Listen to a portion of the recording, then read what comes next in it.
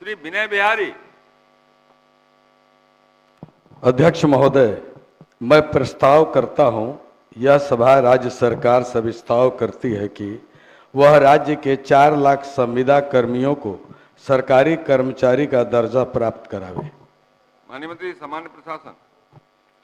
महोदय, सरकार की स्पष्ट नीति है कि जो सरकारी कर्मचारी होते हैं यानी नियमित सरकारी सेवक होते हैं और जो संविदा कर्मी होते हैं, दोनों की नियुक्ति प्रक्रिया तथा सेवा शर्तें अलग अलग होती हैं। इसलिए सीधे एक बार में 4 लाख संविदा कर्मी को सरकारी सेवक या सरकारी कर्मी नहीं माना जा सकता है। वैसे जो संविदा कर्मी भी है महोदय, उनके मांगों पर सहानुभूति पूर्वक विचार करते हुए मुख्यमंत्री जी ने अनेक अवसरों पर उनकी सुविधाएं बढ़ाई हैं कि जैसे उनकी पहले कुछ ही दिनों के लिए होती थी, कुछ ही वर्षों के लिए संविदा होती थी, अब उनके सेवानिवृत्ति की आयु तक वो इस संविदा पे रह सकते हैं और भी उनको ईपीएफ ई सब की सुविधा अलग अलग समय पर अनेक सुविधाएं दी गई हैं। खास के जो महिला कर्मी हैं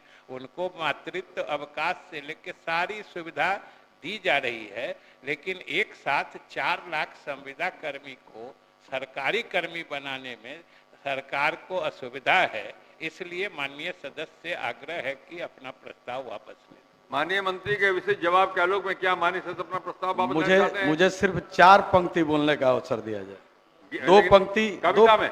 हाँ, कविता में। हाँ जी। बोल। हम उम्र गुजारेंगे कब तक, हम उम्र गुजारेंगे कब तक, इस आस में कि तुम आओगी।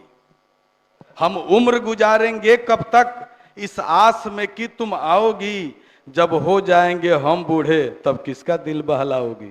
क्या माननीय सदस्य अपना संकल्प वापस लेना नहीं, चाहते हैं? दो पंक्ति आपके हो गया ना, 4 हो गया। यही आरजू है आपसे, यही आरजू है आपसे, कुछ और न कहने वाले हैं। यही आरजू है आपसे, कुछ और न कहने वाले हैं। उम्मीद उन्हीं से होती है जो दर्द समझने वाले हैं। मैं अपना संकल्प इस उम्मीद के साथ कि कभी इन 4 लाख कर्मियों के बारे में माननीय मुख्यमंत्री जी विचार करेंगे, क्योंकि हम आपके हैं, आप ही से प्यार करते हैं, इसलिए आपसे ये आग्रह है कि आप ही विचार करते हैं और आप ही विचार करेंगे। मैं अपना संकल्प वापस लेता हूं। श्री अनिल कुमार से करता हूं। श्री अरुण कुमार सिंह।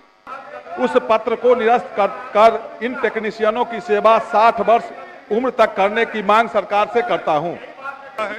हम सब लोगों ने जो चिकित्सा सेवा संस्थानों में पारामेडिकल कर्मियों के नियुक्ति का है, तो पारामेडिकल कर्मी कई कोटि के होते हैं महोदय।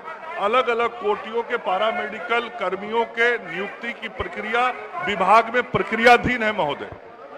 ठीक है।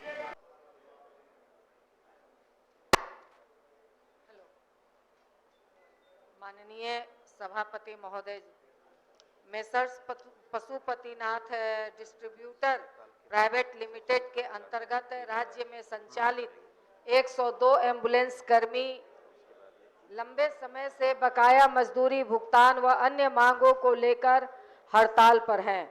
सरकार सभी कर्मियों के बकाया मजदूरी भुगतान कराने हेतु लंबित सभी मांगे पूरी करवाने की कार्रवाई सुनिश्चित करे। अतः मैं शून्यकाल के माध्यम से उक्त विषय के संबंध में एक स्पष्ट वक्तव्य की मांग करती हूं। तो ये सही बात है महोदय कि एम्बुलेंस कर्मी बहुत कम पैसे में है और कई महीने से बकाया नहीं मिला है। कुमार नागेंद्र जी।